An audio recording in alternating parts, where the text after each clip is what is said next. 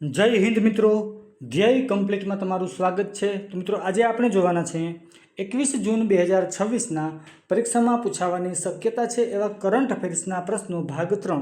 તો ચાલો મિત્રો હવે પ્રશ્નોની શરૂઆત કરીએ છીએ। પ્રશ્ન પહેલો જોઈએ, ઓપન સોપ્રા સ્ટેરિયા ડે લિયોન 2026 ટેનિસ ટુર્નામેન્ટમાં પુરુષ ડબલ્સનો ખિતાબ કોણે જીત્યો છે? તો મિત્રો એ જીત્યો છે ભારતના નિક્કી પુનાચા અને થાઈલેન્ડના પ્રુચા ઇસારોએ।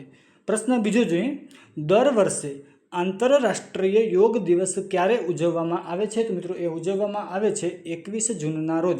અને મિત્રો પ્રથમવાર ક્યારે ઉજવવામાં આવ્યો હતો? તો કે 21 જૂન 2015ના રોજ ઉજવવામાં આવ્યો હતો। પ્રશ્ન ત્રીજો જોઈએ, 21 જૂન 2026ના રોજ કેટલામો આંતરરાષ્ટ્રીય યોગ દિવસ ઉજવવામાં આવ્યો? તો મિત્રો આ વખતે જે યોગ દિવસ ઉજવવામાં આવ્યો છે તાજેતરમાં 21 જૂન 2026ના રોજ એ 12મો યોગ દિવસ ઉજવવામાં આવેલો છે। પ્રશ્ન ચોથો જોઈએ, એનસીઈઆરટી કઈ હડપ્પાકાલીન મૂર્તિનું મૂળ ચિત્ર પોતાના પુસ્તકમાં ફરીથી સામેલ કરશે? તો મિત્રો એ છે કાંસાની નર્તકીનું મૂળ ચિત્ર।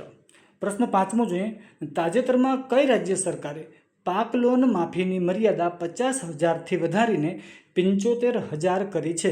તો મિત્રો એ રાજ્ય છે તેલંગાણા।